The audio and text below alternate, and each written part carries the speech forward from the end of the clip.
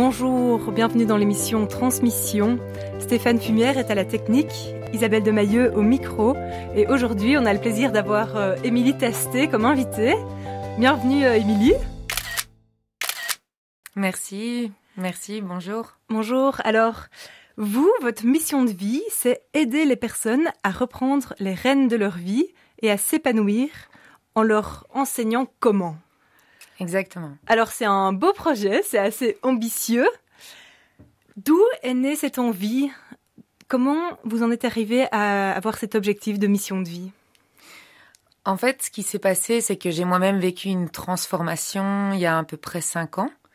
Ou du moins ça a démarré il y a 5 ans. Je vivais selon un certain paradigme où je voyais le monde comme dangereux. J'étais drivée par des peurs de l'échec, peur du regard des autres, peur de mal faire, etc. Et donc je m'étais progressivement construit une carapace de fille avec beaucoup d'assurance, qui allait devenir businesswoman, etc. Et au fur et à mesure, je m'éteignais en fait à l'intérieur parce que c'était pas qui j'étais réellement. Et puis jusqu'au jour où on m'a diagnostiqué une maladie auto-immune, donc une thyroïdite d'Hashimoto, donc la thyroïde, qui est aussi, quand on parle de chakra, le chakra de l'expression et de l'authenticité. Et donc ça a été le début, ça a été un gros bouleversement parce que je pensais avoir tout sous contrôle. Et quand j'ai su que je m'autodétruisais, c'est là que mon cheminement a commencé. J'ai eu un deuxième gros moment, je continuais à travailler à ce moment-là dans une multinationale où on nous mettait beaucoup sous pression. Et là aussi, il y a un moment donné où notre corps nous dit stop et où on est obligé de remettre les choses en question. Pourquoi on fait les choses, à quel prix. Et donc, c'est à ce moment-là que j'ai décidé de quitter, de partir voyager pendant 6 mois en Amérique latine. Et un jour, en faisant du yoga, j'ai vraiment eu des larmes de joie qui étaient ressorties, cette joie qui était enfouie depuis des années, et où j'ai commencé à voir la vie sous un autre angle et à reprendre les rênes, en fait, à choisir maintenant, déjà me reconnecter à moi-même, à qui j'étais, et à faire des choix selon ce qui m'épanouissait. Et c'est devenu tellement fort que j'ai vraiment pris à cœur de déployer ça au plus grand nombre. D'accord. Donc, si je comprends bien, à l'annonce de la maladie, il y a eu un premier choc, un déclic, qui est venu s'installer petit à petit. Donc, quelle a été la première émotion que vous avez ressentie au moment de cette annonce, au moment où vous avez peut-être pris conscience que vous n'étiez pas spécialement en cohérence totale avec ce que vous faisiez ? Quel a été votre premier sentiment ?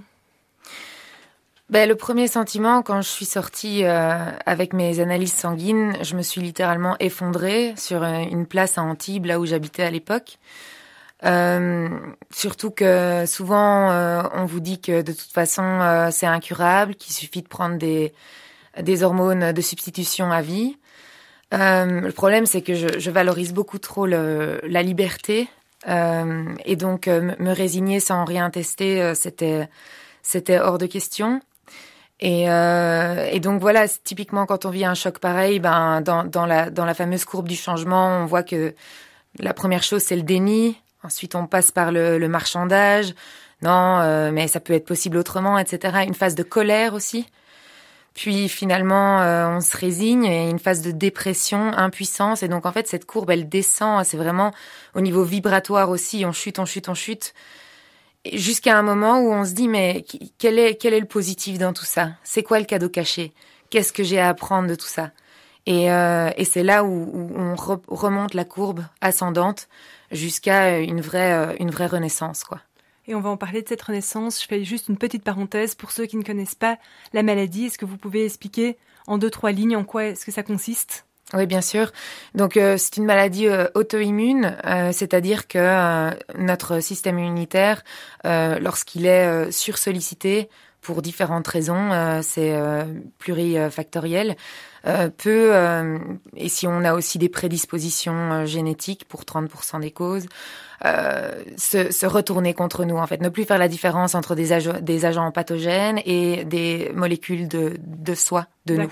Et donc, mon système immunitaire a commencé à développer des soldats spécifiques contre la thyroïde. Donc, tout ce qui ressemblait à de la thyroïde était voué à être anéanti. Et est-ce qu'on le sent physiquement? Est-ce qu'on sent quelque chose psychologiquement? Quels sont les effets que vous avez ressentis? On le sent. Je le sentais déjà quand j'étais en secondaire, mais je n'en avais pas conscience. Je sentais comme une boule dans la gorge, un peu étranglement, des envies de pleurer. Et ça sortait pas pourtant. Des fortes émotions. Et puis oui, c'est ça, de dépression, de fatigue aussi extrême et de frilosité au niveau des extrémités, parce que la thyroïde est aussi responsable du métabolisme et de la régulation de la température. La température, d'accord. Donc voilà. Il a aussi fallu un temps d'adaptation pour vivre avec ces symptômes, parce que vous parliez de traitement, que vous aviez besoin d'explorer un peu toutes les pistes de possibilités. Quelles ont été vos premières actions pour prendre en main, prendre soin de vous? C'est-à-dire que j'avais la chance d'être coach en nutrition à l'époque. J'ai un peu fait tous les métiers. Ouais. Et je m'étais beaucoup intéressée aux thérapies naturelles non invasives. Et j'ai testé le jeûne thérapeutique, même si y a beaucoup de personnes qui peuvent trouver ça effrayant. C'est en fait quelque chose de très naturel que les mammifères appliquent, qu'il y a dans toutes les religions depuis des milliers d'années, et même du temps des Égyptiens, parce que on reconnaît les bienfaits d'autorégulation en fait et d'auto-guérison. Et ça m'a permis, en effet, j'ai fait un test sanguin avant-après, de voir déjà des résultats. Au lieu de 2300 soldats, j'en avais plus que 1800. Et puis ça a continué à descendre à mesure que je gérais mon stress, mon alimentation, éviction de gluten, de produits laitiers, de tout ce qui pouvait favoriser l'inflammation chronique des intestins, là où en fait le système immunitaire vient à maturité en fait, parce que c'est là qu'il est le plus en contact avec l'extérieur. D'accord. Et donc ça m'a déjà beaucoup aidé. Et c'est vrai que le jeûne permet aussi de calmer le mental. Oui. Et ce jeûne, vous l'aviez partagé avec votre entourage, avec les réseaux, dans les réseaux sociaux aussi. Quelles ont été la réaction de votre entourage d'une manière générale? D'un côté, face à la maladie, face aux différentes étapes que vous étiez en train de traverser, comment est-ce que vous avez vécu? Enfin voilà, comment était votre entourage dans cette période-là? Mon entourage était bien sûr inquiet de prime abord, parce que c'est pas ce qu'on nous sert à manger. Donc c'est différent, ça peut être vu, c'est très controversé, alors que pourtant je me basais sur des livres écrits par des médecins, donc je savais pertinemment ce que je faisais. Mon médecin généraliste me disait que j'avais carte blanche parce qu'il voyait très bien que je comprenais ce que je faisais. Je prenais mes paramètres sanguins, urinaires, ma tension, tout ça aussi parce que je m'amusais, je voulais voir les résultats. Mais c'est vrai que le fait de diffuser à un plus grand nombre, sur les réseaux sociaux, ça m'a permis, moi, de trouver la force de continuer, parce que c'était 21 jours quand même. Et puis finalement, j'avais envie de montrer que c'était possible. Et donc finalement, ceux qui étaient les plus réfractaires m'ont eux-mêmes félicité, évidemment, à la fin. Et vous étiez en autogestion totale dans ce jeûne? Vous dites j'aimais bien contrôler les paramètres, ça m'intéressait, etc. Vous aviez toutes les compétences et vous vous faisiez confiance? Oui, tout à fait. C'est-à-dire que quand on est connecté à son corps et à ses ressentis, c'est ça aussi ma philosophie quand je parle de be your coach, c'est aussi au niveau du corps. On sent quand quelque chose ne va pas quand on est vraiment connecté. Et ici, au contraire, plutôt que de perdre de gagner en fatigue ou en nervosité, c'était tout l'inverse en fait. Je gagnais en vitalité, en focus, en tout ça. Et donc pour moi, c'était très bon signe. D'accord. Et vous venez d'évoquer Be Your Coach. Donc ça, c'est votre entreprise de coaching actuelle. Oui. Oui. Comment est-ce que ça se déroule une journée type pour vous quand vous êtes dans ce projet-là? Alors, c'est un projet qui, pour moi, évolue tout le temps. Il y a toujours ce socle, ce pourquoi qui est immuable, c'est que les personnes reprennent les rênes. déjà au niveau physique, mais surtout et avant tout au niveau santé mentale, émotionnelle et spirituelle. Et donc, pour moi, l'objectif, en fait, c'est de transmettre. Et donc, une journée type, ça peut être la transmission par des emails quotidiens. Je donne énormément d'informations gratuites. Je transmets énormément de techniques parce que, étant moi-même passée par une crise existentielle, bien sûr, j'ai testé énormément. J'ai aussi, de par mon travail, appris à être très efficace, à faire du 80-20, donc 20% d'efforts pour 80% de résultats. Ah oui. Et donc, j'ai sélectionné le meilleur et c'est ça mon objectif aussi, c'est d'y arriver, que chacun y arrive sans devoir nécessairement passer par des maladies ou des grosses crises existentielles. Il s'agit pas d'être au fond du trou, mais juste, tiens, je sens que quelque chose n'est pas juste ou j'ai envie juste de mieux, de mieux gérer mes émotions, mes pensées, d'oser dépasser mes peurs, ce genre de choses qui souvent nous limitent. Eh bien, toutes ces techniques permettent d'y arriver par soi-même. Et vous parlez de transmission. Quelle est la première chose que vous avez envie de transmettre à vos patients, à vos amis, à votre entourage? Que la vie vaut pas la peine, mais le plaisir d'être vécue. Et que donc, voilà, ça, c'est vraiment ça, en fait. Et vous allez nous dire ça juste après la pause. Alors, c'était Fly Away de Tones and I. On est avec Émilie Tastet dans l'émission Transmission. Alors, je vous coupais dans l'élan de l'explication. Pourquoi est-ce que vous avez choisi cette chanson? Donc, on vous écoute. Mais tout simplement parce que quand j'ai développé la méthode Be Your Coach, j'ai commencé par faire un pilote avec une trentaine de participants. Et donc, pendant 2 mois, je les ai suivis, ils ont accepté de se prêter au jeu et donc de chaque semaine visionner des vidéos, faire des exercices et puis faire des lives, des zooms ensemble. Et on a vraiment vu du coup des petites transformations se faire. Et à la fin, à la cérémonie de clôture, j'avais justement demandé à chacun de m'envoyer une chanson qui représentait leur état d'esprit et celle-ci avait été validée par le plus grand nombre parce que I had a dream, I had to fly away et donc on sent vraiment le fait de la libération de toutes ces chaînes et enfin la prise de sa puissance et de son authenticité. Et quel conseil vous donneriez pour justement se libérer de ces chaînes, oser suivre son intuition, sa petite voix intérieure? Ce qui se passe, c'est que quand on a une voix intérieure, quelque chose qui nous appelle. Oui, voilà, quelque chose qui nous appelle, notre cœur qui nous dicte quelque chose, mais que notre tête nous freine et nous limite. Ce qui se passe en fait, c'est que c'est comme si, en fait, c'est notre ego. Et notre ego, il a bon dos. J'ai pas du tout envie de le blâmer pour quoi que ce soit, parce que s'il était pas là, tout simplement, on n'aurait pas survécu, parce que il est vraiment là en tant que garde-fou pour qu'on subvienne à nos besoins. Et nos besoins, comme sur la pyramide de Maslow, il y a les besoins primaires, il y a les besoins de sécurité, puis ensuite il y a les besoins d'appartenance, etc. Pourquoi? Parce que même dans le règne animal, on constate que plus on appartient à un groupe, et plus on a un statut social élevé, et plus on a de chances de survivre. Mm-hmm. Donc tout ça est tout à fait fondé.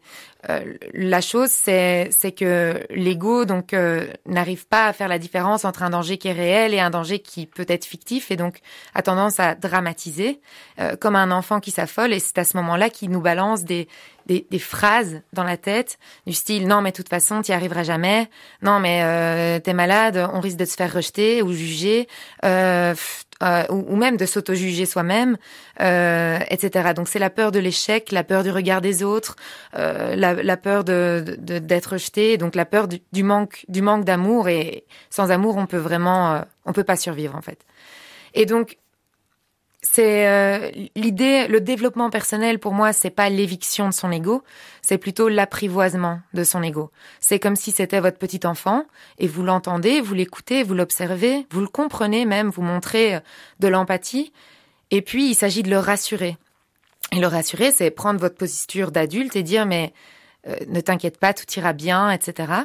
Alors il y a différentes techniques. On peut le rassurer par des petits succès, le petit succès, donc l'expérience prouve que, tu vois, par le passé, ça a déjà fonctionné. Donc ne t'inquiète pas, ça va continuer à fonctionner. Tu peux avoir confiance en nous.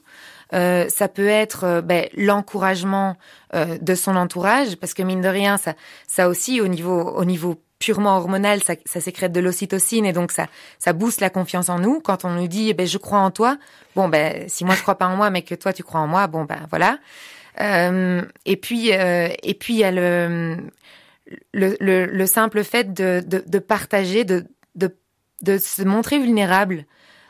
Et d'oser prendre ça. Et ça, dans notre société, voilà. On oublie parfois de montrer nos fragilités. On veut être. Vous parlez tout à l'heure de statut social, d'image qu'on dégage, etc. Quand vous accompagnez quelqu'un qui, où vous sentez justement qui n'a pas confiance en lui, qui doute, qui n'ose pas, comment est-ce que vous l'amenez vers son objectif de vie à lui, vers sa mission? Qu'est-ce que vous lui dites? Comment est-ce que vous... Ouais. Donc c'est toujours très intéressant parce qu'évidemment on va adapter son discours à là où la personne est. On peut pas aller trop vite, etc. Mais la philosophie c'est qu'on est parfait, c'est qu'on est unique et c'est que il y a assez de place pour tout le monde et que au contraire si on veut montrer quelque chose de différent que ce qu'on est, c'est là qu'on est un imposteur. Et que la première question de se poser, j'ai ce syndrome de l'imposteur, c'est quelque part, c'est un symptôme ultra positif parce que ça prouve qu'on est en train de se demander, tiens, est-ce que j'oserais pas? Et donc ça, c'est c'est synonyme de qu'on est tout l'inverse. Oui. D'un imposteur qui est plein de confiance en lui, etc. L'arrogance, c'est l'ego qui porte un masque en fait. Donc, il y a aussi cette petite partie qui permet de nous remettre en question. Donc, ça peut nous bloquer de se dire non, mais je suis pas assez bien, assez ceci, etc. Et donc, soit on se dit je me lance, mais je garde quand même la tête sur les épaules en se disant je dois pas non plus me croire en un coup sorti de la cuisse de Jupiter. Est-ce que vous pensez que cette audace, elle peut être en chacun de nous? Oui, clairement. Clairement, je pense que c'est de nouveau un paradigme qu'on nous a enseigné, c'est que l'échec est fatal. En fait, l'échec fait partie de la réussite. L'échec n'existe pas. C'est soit je réussis, soit j'apprends. Et donc, la vie, elle invite à se mettre en mouvement. Tant qu'il y a du mouvement, peu importe la direction qu'on prend, c'est d'office bon. La seule chose qui tue, c'est de rester sur place. Et d'ailleurs, il y a un dicton qui le dit, c'est le risque le plus grave serait de ne pas prendre de risque. Et cette phrase, ça veut tout dire en fait. Mais on peut avoir quelqu'un de très audacieux qui a son 10e projet, sa 10e expérience dans la vie et qui se prend encore un mur. Qu'est-ce qu'on dit à cette personne qui avait toutes les croyances, qui avait cette audace, mais la vie lui apprend qu'on l'a pas du premier coup? Voilà. En Amérique, ce sont les personnes qui ont les plus beaux CV.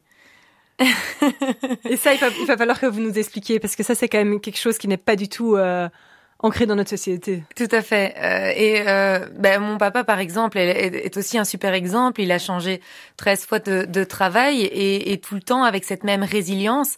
Résilience, c'est une des qualités, une des vertus qui nous mène le plus loin et qui finalement est la plus qu'on développe, c'est un muscle en fait, qu'on développe.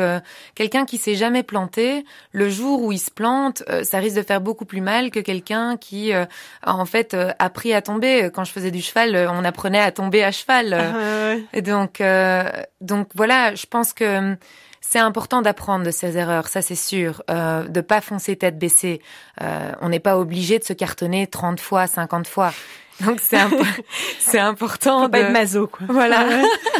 Donc c'est important de se connecter, enfin de faire de l'introspection en fait, de bien savoir qui on est, quelles sont nos valeurs, quelles sont nos forces et quelles sont nos aspirations, nos convictions profondes pour avancer le mieux que possible vers ce chemin qui est le nôtre, mais qu'on sculpte à mesure qu'on avance. C'est-à-dire que le plan n'est jamais tout établi, quoi. Ouais, tout tracé. Il faut sans cesse s'ajuster, s'adapter. Et ici, on est dans l'émission de transmission, donc vous avez déjà transmis énormément de belles choses, de beaux messages. Il y a aussi dans transmission, mission, donc on a parlé de votre mission. Et aujourd'hui, si vous pouviez missionner les gens qui nous écoutent, leur donner une petite mission, qu'est-ce que vous auriez envie de leur dire si vous aviez par exemple un gueulophone que vous pouvez crier à tout le monde, les gars, go! Qu'est-ce que vous leur diriez? Je dirais de ne plus avoir peur d'avoir peur. C'est-à-dire que la peur est une boussole. Donc, si vous avez peur de quelque chose, c'est sans doute que c'est par là qu'il faut aller. Donc, prenez la première petite action. Aussi, la peur, elle diminue quand ça se concrétise. C'est quand c'est nébuleux que la peur, que l'ego crie le plus. Donc, il s'agit d'avancer dans cette direction. Donc, je donne le challenge de se dire, tiens, qu'est-ce qui me fait le plus peur aujourd'hui? Bon, bien sûr, il faut que ça ait aussi un sens avec ce qui vous appelle au niveau du cœur, bien sûr. Mais voilà, voyez la vie comme un jeu vidéo et jouez, quoi. Ne restez pas, don't play small. Voilà, si c'est tiède, vous ne vivez pas, vous survivez. Donc, allez-y, quoi. Et est-ce que vous, la veille de votre... Bon, c'est pas ce que je vous souhaite, hein, mais la veille du dernier jour, est-ce que vous vous direz, voilà, j'ai été à fond, j'ai suivi mon instinct. Est-ce que vous pensez être satisfaite alors, c'est une question très difficile à laquelle je vous demande pas de répondre oui ou non, mais aujourd'hui, vous vous sentez 100% en cohérence justement avec ce message que vous donnez? Alors, évidemment, il y a encore plein de choses qui me font peur. J'ai encore plein d'objectifs qui me font peur, donc qui sont scary and exciting. Et heureusement, parce que la vie, elle est excitante à partir du moment où on a des projets. Si j'avais déjà tout coché, voilà. Donc, je pense à, je sais pas, moi, j'adorerais faire un one-woman show. J'adorerais. Donc, ce sont des choses qui font très, très peur. Et je suis très contente encore d'avoir ce sac dans lequel je peux puiser de temps en temps dès que je sens que voilà, que je suis de nouveau dans ma zone de confort. Donc, de nouveau, c'est étendre sa zone de confort pour vivre plus, en fait. Donc, j'espère qu'à la fin de ma vie, je pourrais dire, franchement, ça va, j'ai bien été puisée dans mon sac. En tout cas, vous en êtes un bon exemple. Merci, Émilie Tastet, d'être avec nous, d'avoir été avec nous aujourd'hui dans Transmission. Merci pour tout ce que vous avez transmis. Merci de m'avoir reçue. Avec grand plaisir.